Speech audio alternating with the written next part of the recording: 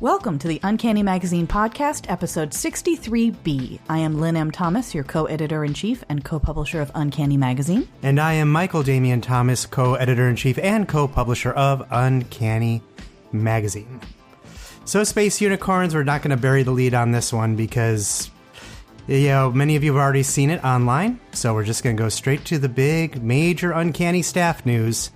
And that is, after 11 years of co-editing and chiefing and co-publishing of Uncanny Magazine, Lynne M. Thomas, that's me, is stepping down from her editorial duties starting with issue 64, and will also be stepping down as co-publisher starting with issue 67. Going forward, I will remain as editor-in-chief, and I will be co-publisher and then publisher completely by issue 68. As many of you know, I've worked at Uncanny while also working a day job as a rare books librarian, most recently as the head of the Rare Book and Special Collections, head of the Rare Book and Manuscript Library at the University of Illinois at Urbana-Champaign.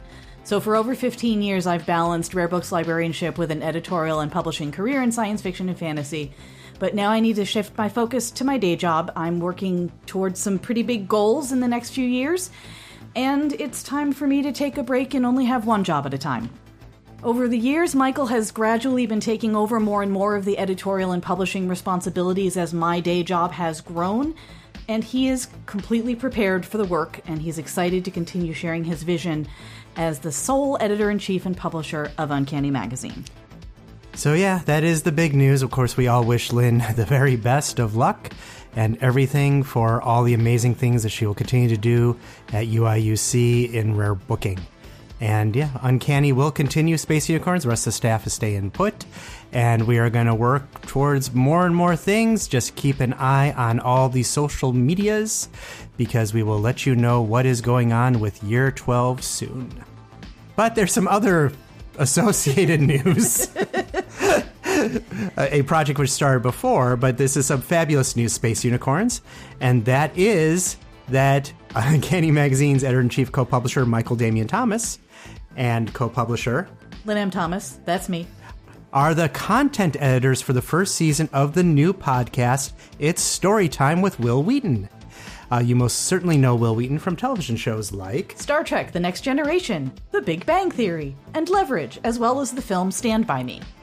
Will is also an accomplished audiobook narrator and is bringing those skills to his exciting new audiobook podcast. In each episode, Will narrate a fabulous science fiction fantasy story from the pages of your favorite magazines, including Uncanny, giving some of the best authors around, working in the field today, an even larger audience. Michael and I helped Will choose the stories for the first season, and we are so excited to hear Will's interpretations. The first episode featured Carolyn M. Yoakum's Lightspeed magazine story, Rock, Paper, Scissors, Love, Death, which is out now, and a new episode appears every Wednesday in all of the usual podcast places. So be sure to check this out, Space Unicorns. And finally, outstanding news, Space Unicorns. 2 Uncanny Magazine stories are finalists for the prestigious Nebula Award from the Science Fiction and Fantasy Writers Association. Loneliness Universe by Evgenia Triantafilo is a finalist for Best Novelette, and Another Girl Under the Iron Bell by Angela Liu is also a finalist for Best Novelette.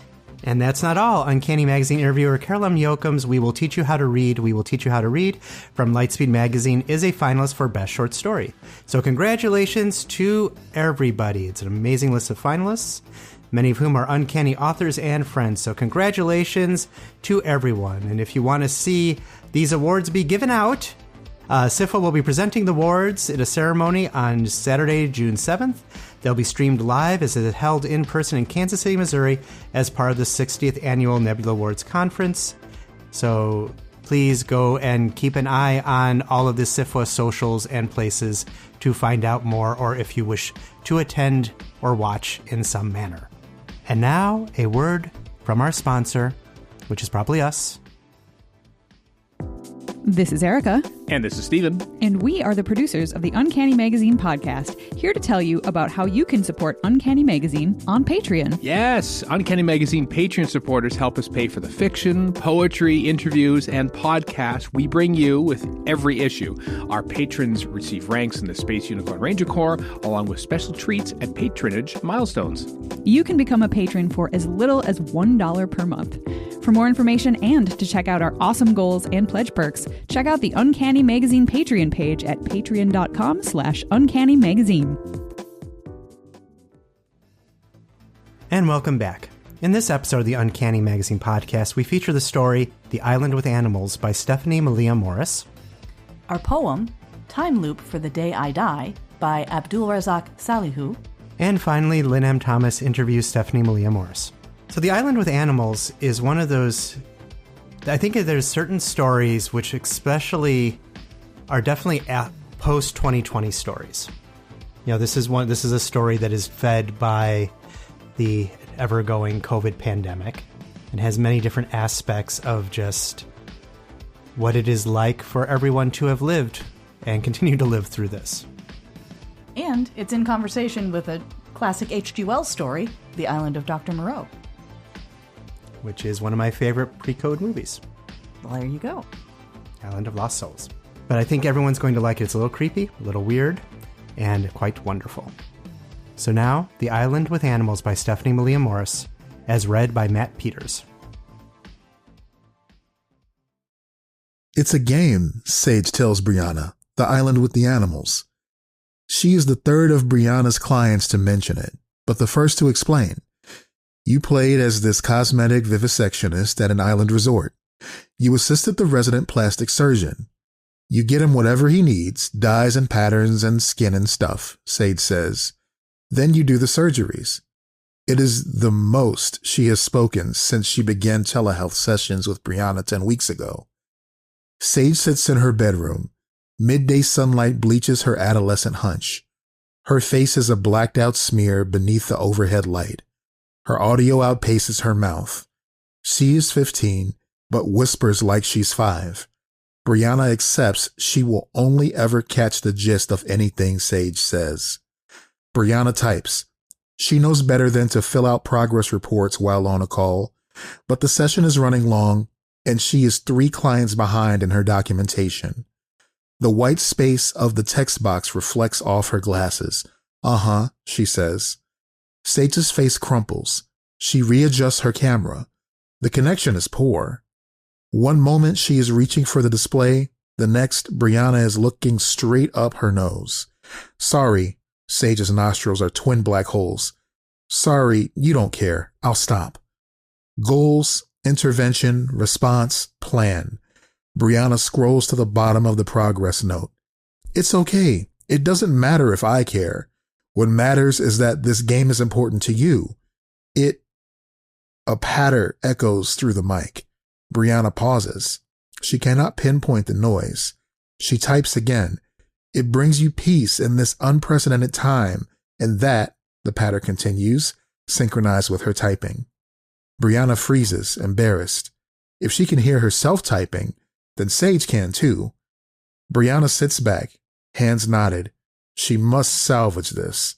It sounds like a creative game. Vivisection, huh? What's that again? Sage says nothing. They listen to each other breathe. Brianna is not a gamer, but she embraces every opportunity for connection. She wants to understand her clients' obsessions, the hobbies that enrich their lives, the trends and cultural moments that give their days structure and meaning. She has baked the sourdough. She has watched Tiger King. She has assembled a Singularity black puzzle, begged mercy from the Duolingo owl, cross-stitched a tea-sipping Kermit. She drops $59.99 on a digital version of the Animal Island game to play on her girlfriend's console. The purchase is penance, as much as curiosity. She cannot bring herself to apologize to Sage for her distraction, to admit that it happened. She plays after work. Zoom sessions done, deep into the witching hour she has previously spent doom scrolling.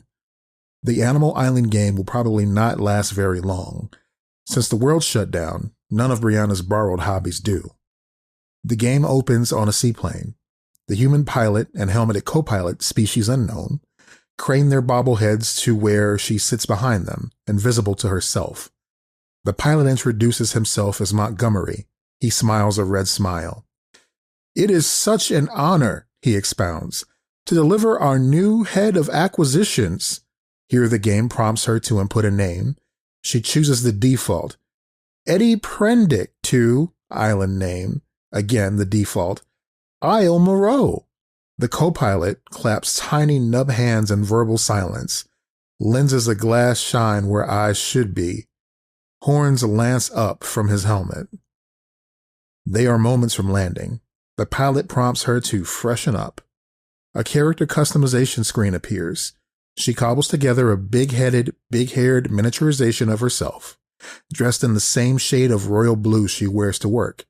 She does not know how games like this work. If you are meant to design a version of yourself that is accurate or aspirational. She would ask Heather, but Heather is asleep in the bedroom, exhausted from being essential. Hunched alone on the futon in the den, in sweats and smelling her own hair from months of lockdown, Brianna is embarrassed by her own ignorance and lack of imagination. Dr. Moreau greets Eddie on the pier. He too is human. He bops to cheerful island music, dressed in a stethoscope and pineapple-spangled lab coat, shimmering with gleeful stars. "We are so excited and lucky to have you," he says. "With your expertise, Isle Moreau will become the most renowned destination for cosmetic modification in the world." Dr. Moreau is a cosmetic vivisectionist. Isle Moreau, an upcoming luxury resort for designer body modification. Eddie has been hired all the way from the city to acquire specimens. The resort is a work in progress. Blue tarp and caution tape mark the beachfront where the construction crew has broken ground for the clinic, a square of unambitious proportion. The area is small now, Dr. Moreau admits, but will expand with Eddie's help. Already, the resort has generated interest. A prospective client has scheduled a consultation for cosmetic work. Dr. Moreau will see them as soon as the clinic is ready. The prospective client is a puma, the first animal Brianna has seen. Brianna sits in on the consultation.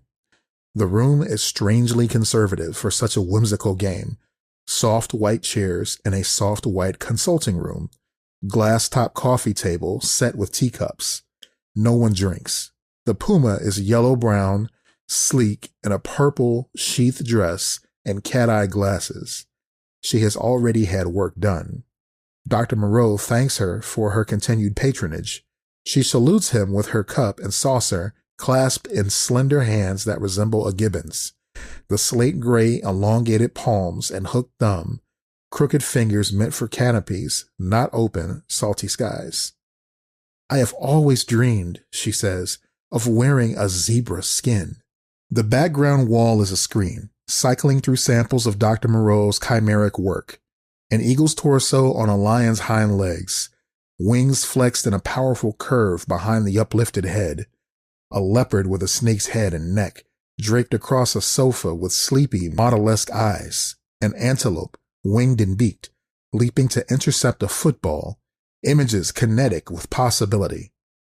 An image of the puma appears on the screen, arms raised like a Vertuvian man. One moment she is tawny, the next striped. An exclamation mark pops over the puma's head. She examines herself, projected large, paw to her chest. The process is very simple, Dr. Moreau turns to Brianna's character. As our new head of acquisitions, you will harvest the desired specimen and I will perform the operation. It is a simple procedure. I remove 2 layers of the patient's original tissue and graft the desired specimen in its place. With our modern improvements, the operation is quick and easy, and recovery takes no longer than a day.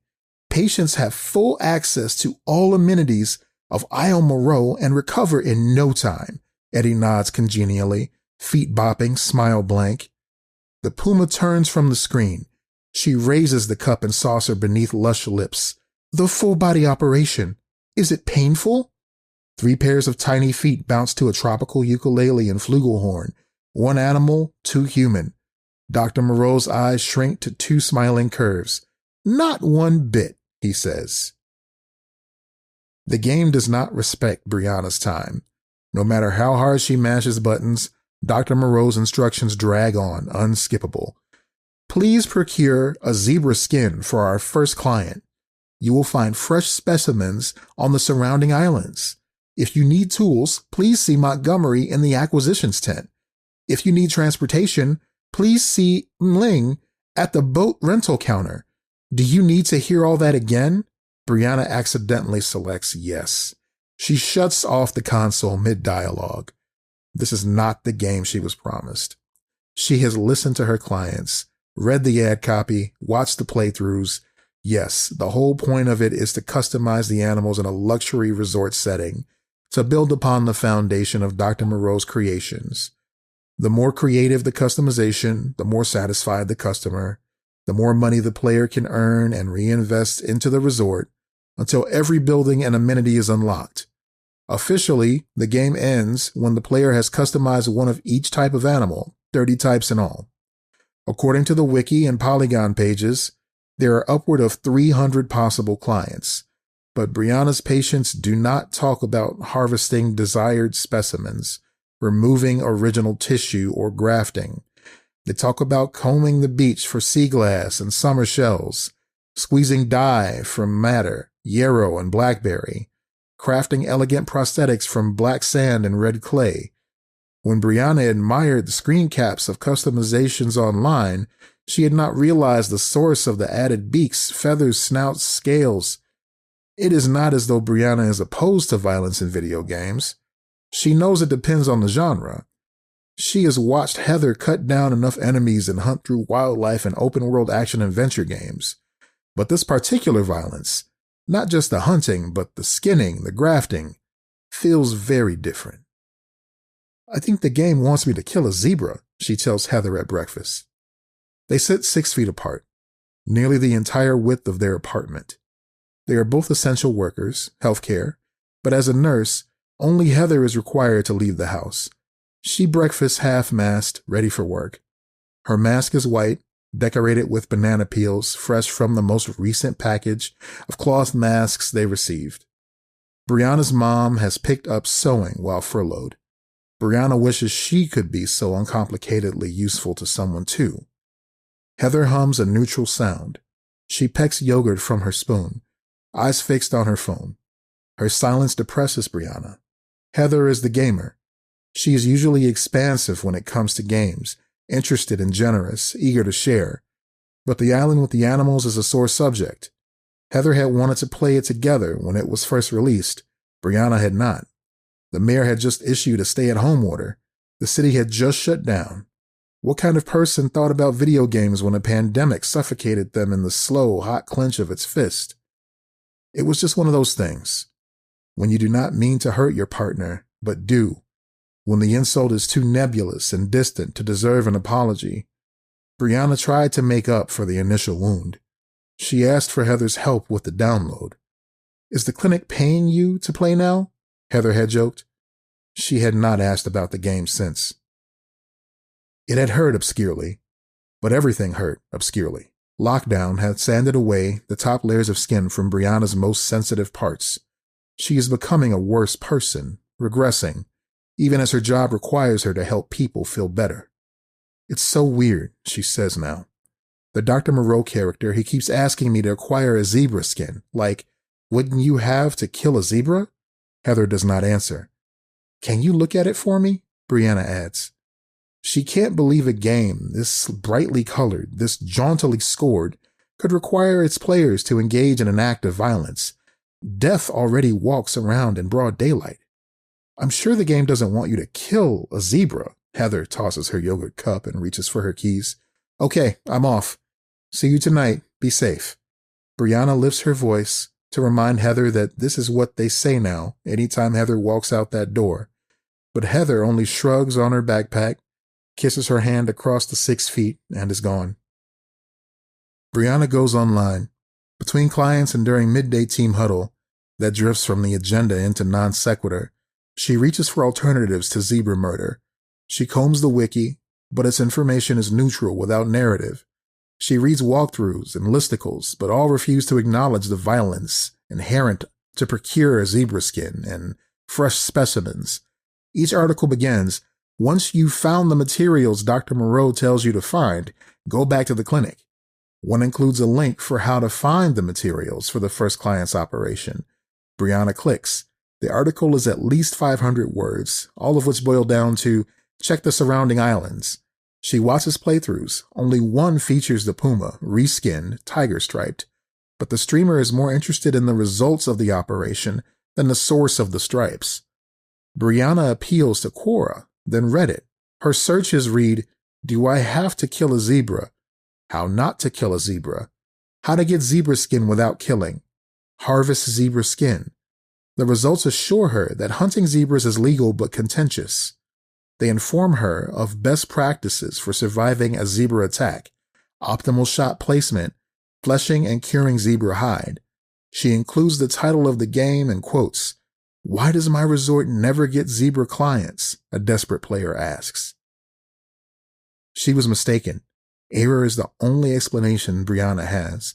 She mistook an innocent request for materials for incitement to theriacide. A client no-shows. Brianna powers on the console just long enough to see what Dr. Moreau was actually asking. She will play for 5 minutes, tops, then complete her clinic notes. On screen, Dr. Moreau resumes his dialogue as if he was never interrupted. He instructs her to visit Montgomery. It is late afternoon. The light on the island is a deep, dusky yellow. The tropical music is more subdued, less of its bright midday energy. Brianna runs her character toward the acquisitions tent. The pilot greets her, a jack of many trades. Brianna circles the main room. 3 fold-out tables line the walls, spread with tools.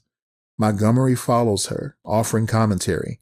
Bait, he says, of the table of fruit, vegetables, and peanut butter. Meat weeping red in a plastic box. Immobilization, he says of the snares, the live and box traps, the conibear, the fyke nets, the double spring steel grin of a foothold trap.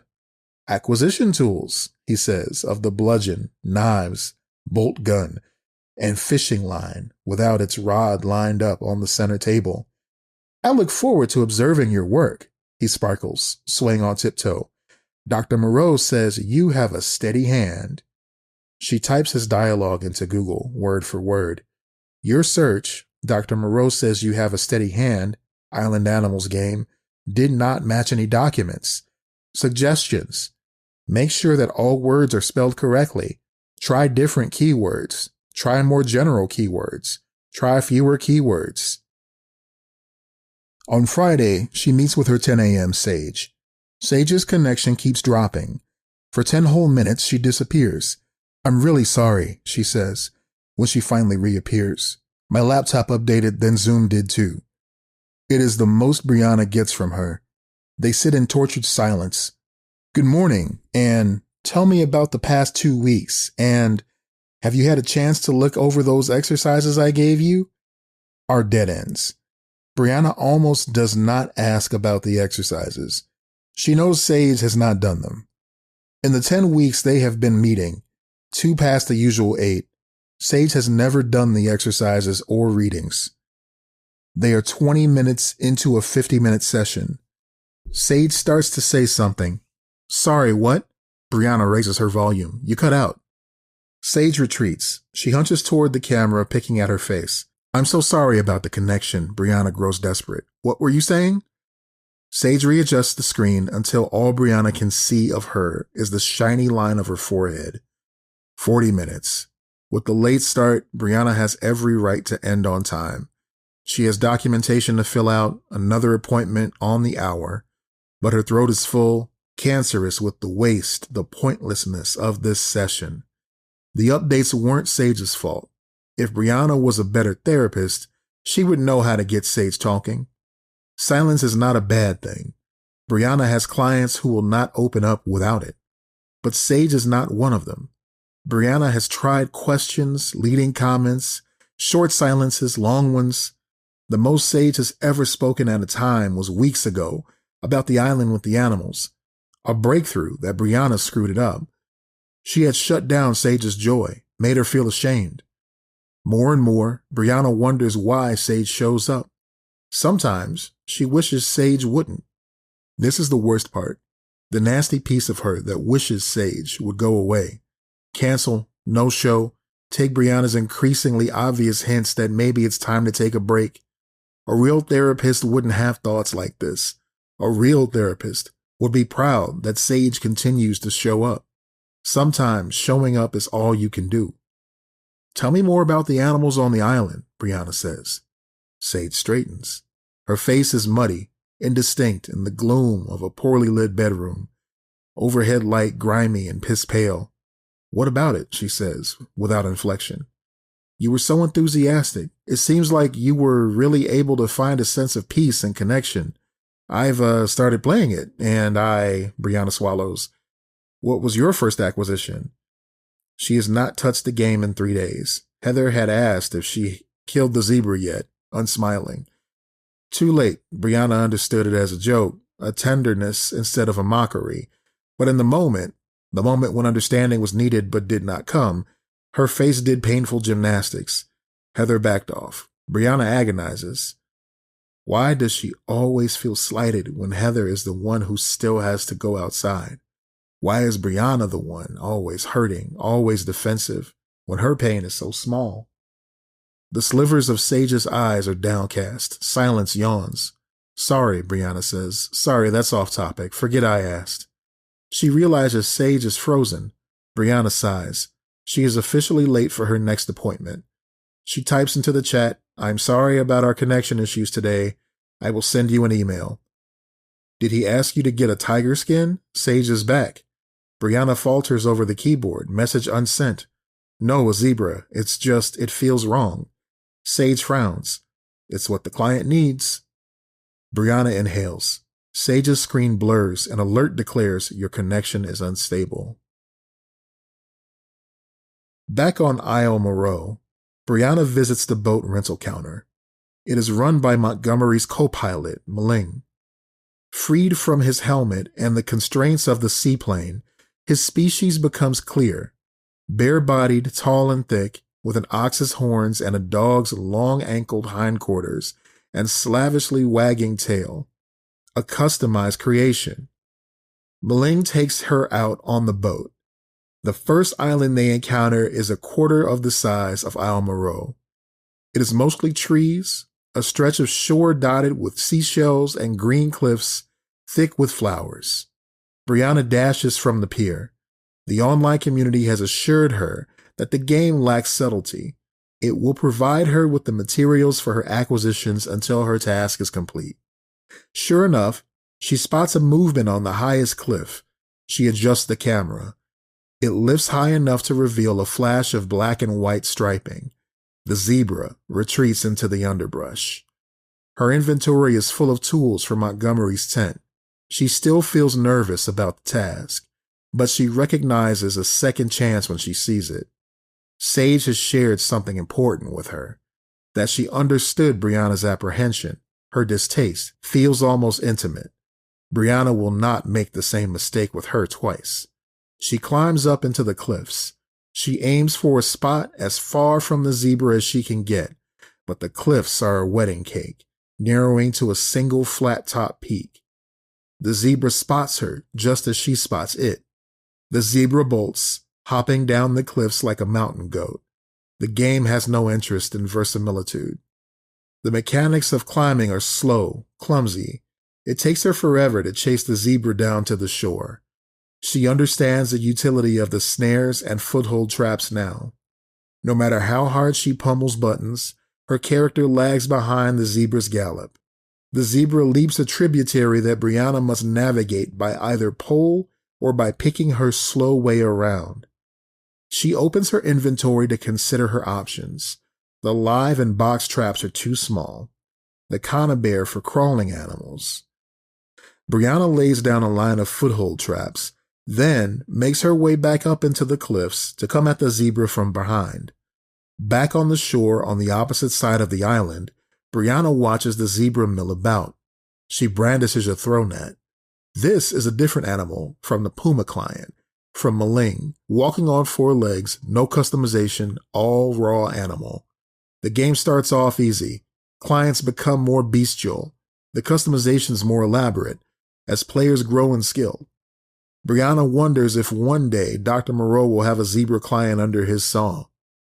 if it will already be walking and talking, or if that will be the challenge, to break the legs until they stand straight, to slit open the throat and install a voice box. And where will the voice box come from? Certainly not from another animal. It is like leaning from a rooftop and thinking academically about jumping.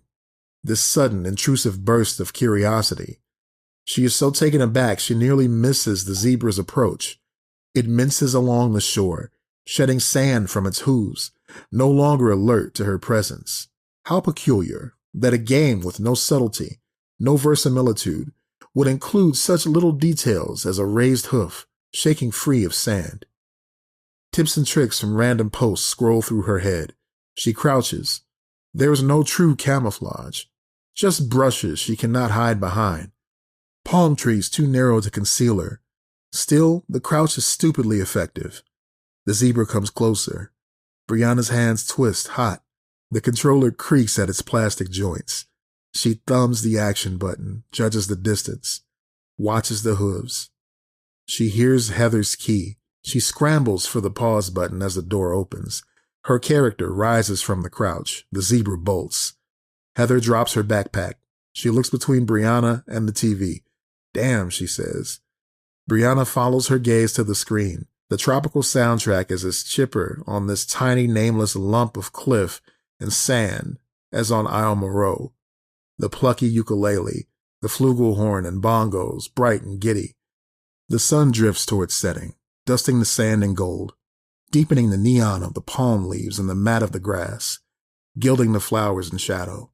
Waves slide in and out, darkening the sand, outlining it in the spit white of foam. And where Brianna laid her barricade of foothold traps, the zebra fights and screams, hoof caught in the steel grin. She wishes for the bolt gun. Immobilization is not enough. Brianna must subdue the acquisition, then skin it. There were no ranged options, according to the internet. Those are upgrades. She took the knives, the fishing line. In the tent, they had seemed safe choices, but out here on the beach, the zebra bucking, the chain of the foothold trap skidding to and fro, throwing up white arcs of sand, her choices feel too intimate, too inadequate. Heather watches from behind the futon, arms crossed, still in her scrubs. Brianna skims through her inventory. The zebra thrashes. Pinkish blood weeps down its legs where the foothold trap is sunken to the meat. Big, exaggerated drops like cartoon tears. Brianna has seen pictures of actual animals trapped. The paw dimpled but bloodless where the trap clamps down. She thinks with horrified giddiness that the lack of blood must have been too boring to keep. The zebra crashes to its knees. The chain snaps taut. Brianna's hands sweat. She hovers over the knife but cannot bring herself to equip it. She chooses the fishing line that she now realizes is a garrote. The programmers have mercy. All Brianna is required to do is get close and press the action button. The sequence requires no input once started. Eddie, smiling that blank, congenial smile, leans down to the zebra, garrote raised. A loop around the neck, a twist and yank of the line. The zebra fights, head thrashing, hind hooves furrowing the sand. Little red seams appear in lieu of Eddie's fingers to convey the strain. It is over in 5 seconds start to finish. The zebra goes limp. Eddie does a gleeful dance, pumping nubby fists into the air. Triumphant music plays. "Congratulations," reads the dialogue box. "You made your first acquisition. Now it's time to skin it. Choose your tool and press A to begin." The skinning sequence is much the same. Brianna selects the knife. Her character crouches over the zebra. Jets of blood spray strings of gristle firework into the air as the knife carves in. Its steel glint rises and falls in the clench of Eddie's fist. "It's time to head back to the island," the game advises at last. "Let's go talk to Malia." Brianna has asked Heather about having hobbies. People like Heather and Brianna's mother have them. People who can focus through the learning curve long enough for a hobby to become habit. Brianna does not have that focus. Only doom scrolling taps into her concentration the way nothing else ever has. Only doom scrolling, besides alcohol, the occasional edible, has ever lifted her out of herself. You'll do it if you love it, her mother says. Sometimes she will substitute want or care in the place of love, but the meaning is ultimately the same. Brianna has never cared, wanted, or loved anything but work enough to stick with it. And even work is suspect. Months into lockdown, Brianna's sense of self unraveling with every client she cannot reach. Heather is kinder. It's runner's high. You just keep going until you reach this point where you're not thinking about it. You don't even have to focus. You're just doing it. The prerequisites necessary to keep going, the care, the want, the love, are implied. Sourdough, Tiger King, puzzles, Duolingo, cross-stitch. Brianna is trying hard, so very, very hard, to find something to love. She did not realize how very small her love was, how limited, until lockdown. Dr. Moreau meets her on the pier. The zebra skin is a black and white square in her inventory, filling a once empty spot, neatly folded. She selects it. Dr. Moreau startles, an exclamation mark spiking above his head. His tiny pink hands lifted, palm out, in eagerness. "Well done, Eddie," he says. "I knew I was right to hire you." The zebra skin changes hands. "Now, would you like to follow me to my lab for the vivisection?" Options appear. Brianna hovers her cursor for a long moment, then tabs the joystick past. "Not today." "Of course," she says.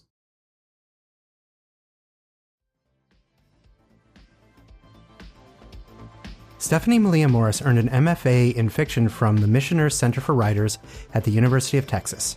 She has received fellowships from Kimbilio, Periplus, and the Voodoo Knots, and is a graduate of the 2017 Clarion West Writers Workshop.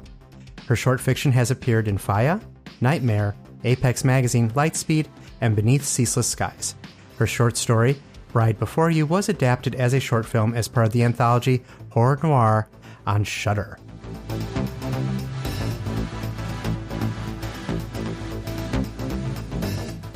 And now our poem, Time Loop for the Day I Die, by Abdulrazaq Salihu, as read by Matt Peters.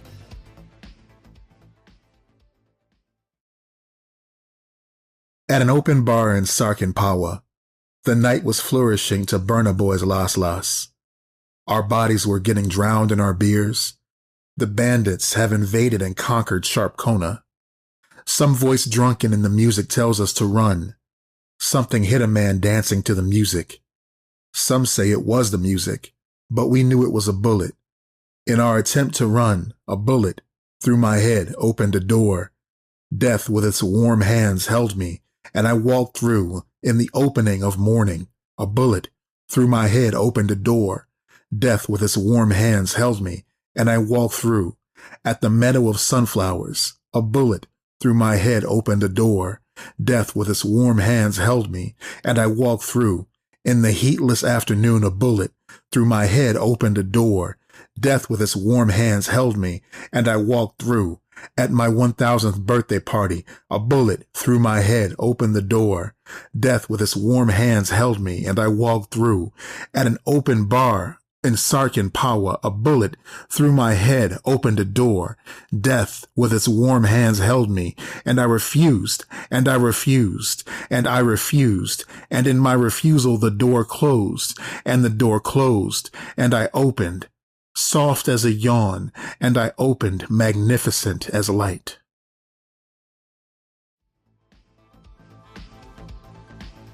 Abdulrazaq Salihu is a Nigerian writer and performance poet.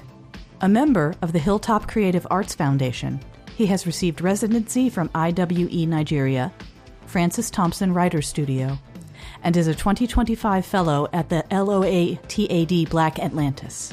He won the Masks Poetry Award, LAP Performance Poetry Prize, SOD, BKPW, and Poetry Archive Contest. He's the author of Constellations and Hiccups, and has his chapbook Quantum Entanglements with Notes on Loss forthcoming with Sundress Publication 2025. He has works published or forthcoming with Uncanny, Bacopa Mag, Strange Horizons, Stachyon, Consequence, Soflopojo, Bracken, Poetry Quarterly, and elsewhere.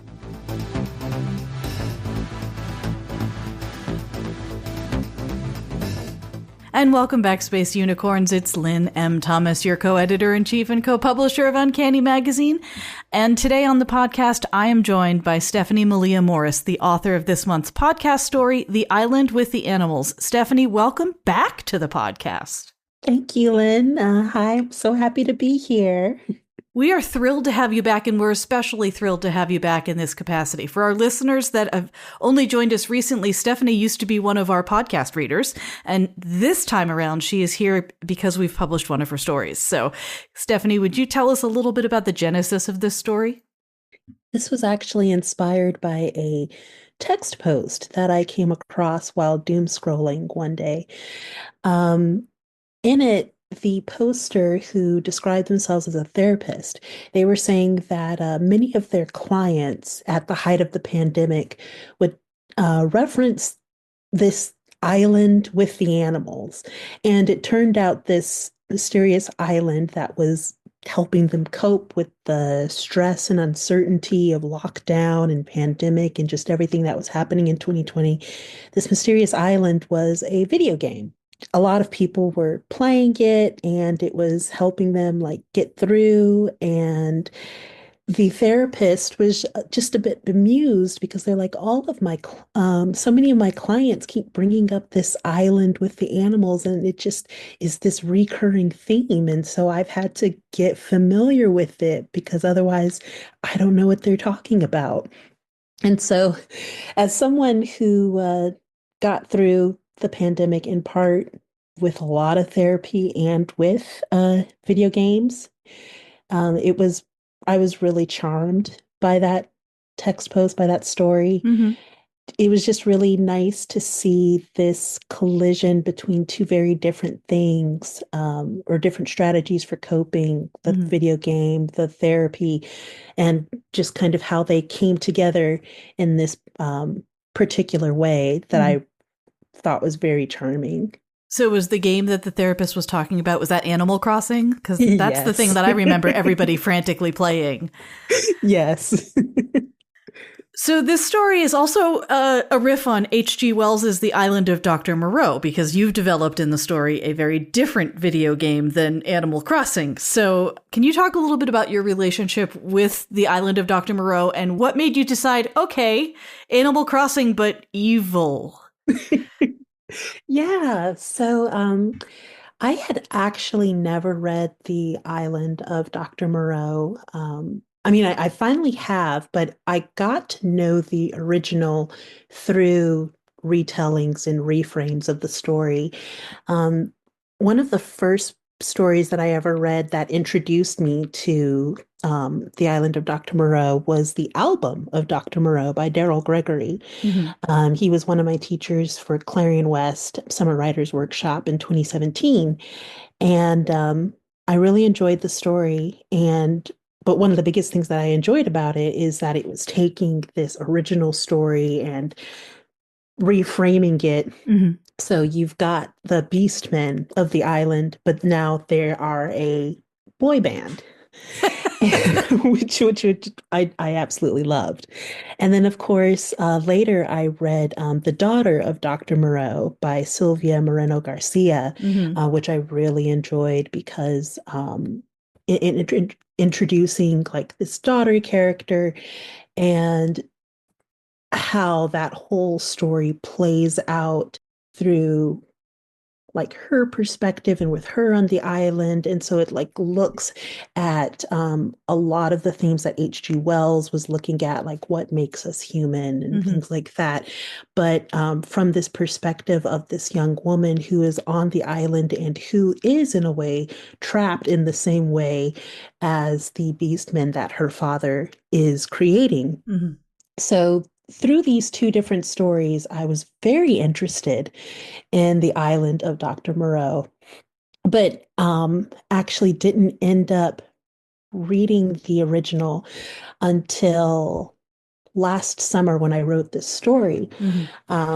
So last summer, I got an opportunity to help staff the Clarion West Writers Workshop. So it was a really cool full circle moment. And I'd like to give a shout out to the class, the Clarion West class of 2024. You all were awesome. And it was really great energy to be around. So me and a friend were starting to write a story a week and along with the class. Mhm. And so my mind was going back to that text post because it basically lived rent free in my head. Mhm. And I wanted to do something that looked at a character like the therapist and then just kind of took all those disparate elements where you have like the therapist, where you have this cultural phenomenon, where you have like this whimsical kind of game or something like that, but that has a dark edge to it. So it was just all of these different ideas that came together. Um, and actually, the big thing is, I kind of wanted to write an Animal Crossing story. And so I was like, what is something that I could kind of mash up with that? So I was like, animals, what kind of thing about animals is there? And then I was like, oh, well, there is an original island with the animals, and that's the island of Dr. Moreau. So that's how I ended up reading the story. Mhm. Um, I was really interested just about the way that Wells was looking at questions of what makes us human.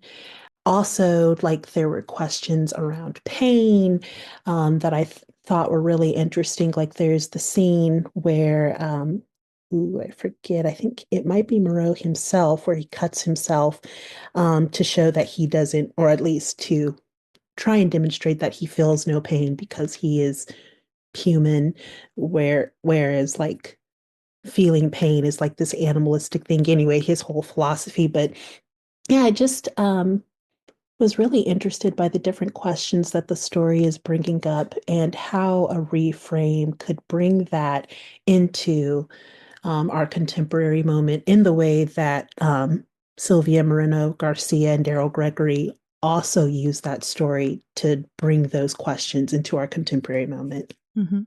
So let's talk a little bit about Brianna, who is our main POV character and our therapist. In this story, she is consistently struggling to connect. So she has difficulty connecting with her partner. She has difficulty connecting with her clients who are talking about the game. And she has difficulty navigating the game and sort of connecting to its mechanics and figuring out how to make things work in a way that will also not upset her ethics. Can you talk a little bit about that sort of need for connection and how you built that in, especially, given that this is overtly a pandemic story? Like, it's not an underlying thing. The pandemic is actively actually happening in the story. So can you talk a little bit about how you sort of worked through what you wanted to do there to demonstrate that challenge of connection in the context of a pandemic? So, one source of horror that is very interesting to me is just how it's really difficult to know the people who you're close to. Um, yeah, that's just a theme that I come back to again and again. Like, no matter how much you love somebody, no matter how much somebody loves you, no matter how much time you can invest in getting to know someone, you won't know everything about them. And because people are always changing and because you're always changing, what we do know can become irrelevant. Mm-hmm. And I'm just really fascinated by the idea that you can love someone and they can still be a complete stranger to you. Mm-hmm. And how that sense of unfamiliarity and disconnect from a loved one is not just between people, but it can be with yourself. So it's like you live in yourself 24/7, 365, and you can still be a complete stranger to yourself. And I thought, well, I know definitely the pandemic was a point in time where this was a reality for many people. Just speaking of myself, I know I felt there was just like this real sense of disorientation Mm-hmm. where the life that I had been living was no longer relevant. And the connections that I had with my family, with my friends, was put under a sort of strain that made what I knew about them not irrelevant, but it didn't matter as much because there was like all this new information that I was having to learn and to take in. And so, yeah, it was just, I mean, it was a horrendous time for everyone. And I think just the fact that people were forced to really reevaluate what they knew about themselves and how they related to themselves and to their loved ones. It was just a matter of daily life. In a way, it didn't have to be. It hadn't been before. Right. So yeah, that was just a theme that I often come back to, and that is just very, very interesting to me. And with Brianna specifically, um, I'm fascinated by people and their jobs and their ability to do their jobs well or not. So here is this therapist who her whole job is to connect with people. But because of this pandemic that's happening, she is completely ungrounded, completely disoriented. So she's unable to do the job that she's supposed to be doing at a time when it is so essential for her to be able to perform this job. Um, like because there's her partner who is a nurse and so has to go out and perform an essential job. So I wanted to have like two people who were doing essential work. Um, One of them had to leave the house. One of them didn't.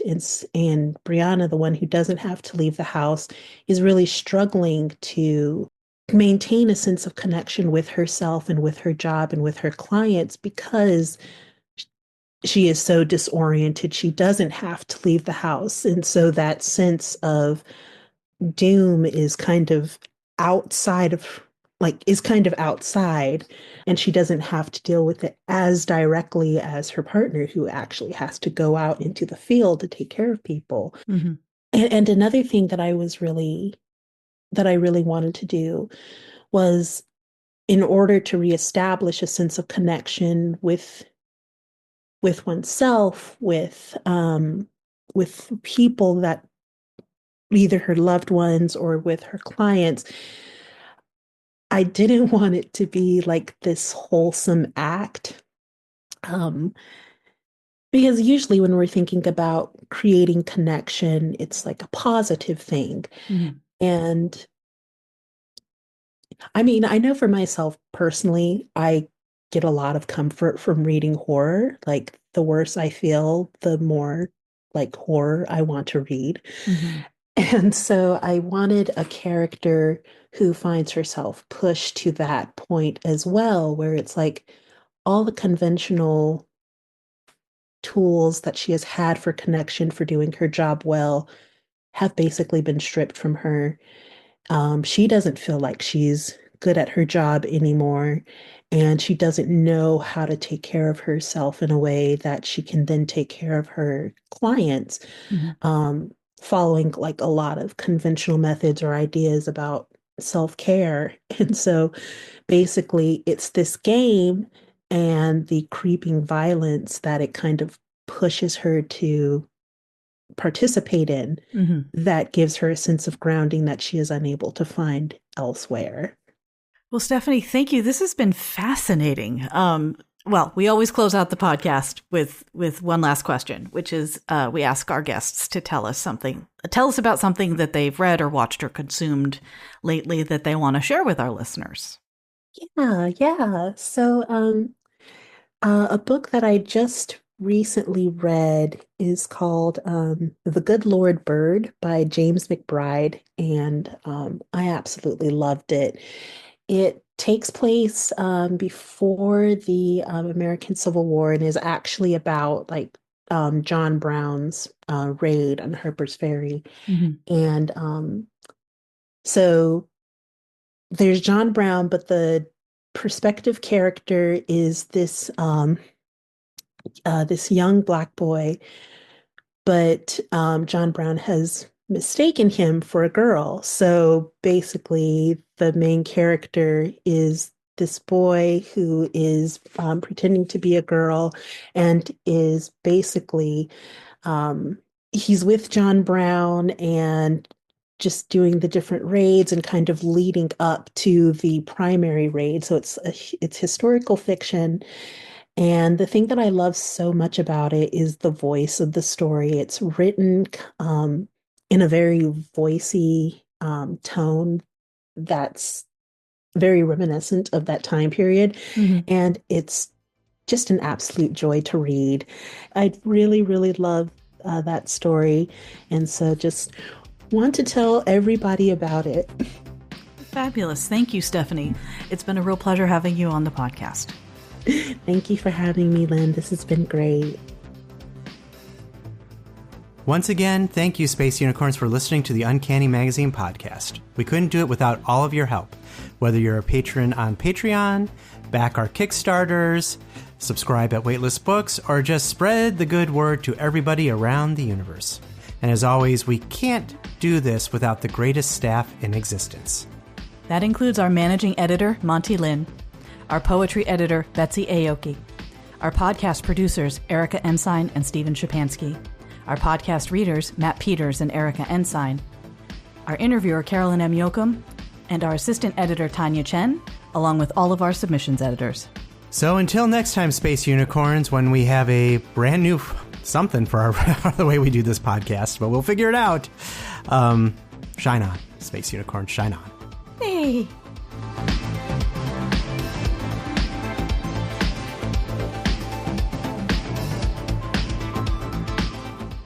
The Uncanny Magazine podcast theme is courtesy Null Device. Want to join the Space Unicorn Ranger Corps? You can find poetry, stories, and nonfiction every month in Uncanny Magazine. Go to uncannymagazine.com or subscribe to the ebook version at waitlistbooks.com. Uncanny Magazine podcast, copyright Uncanny Magazine.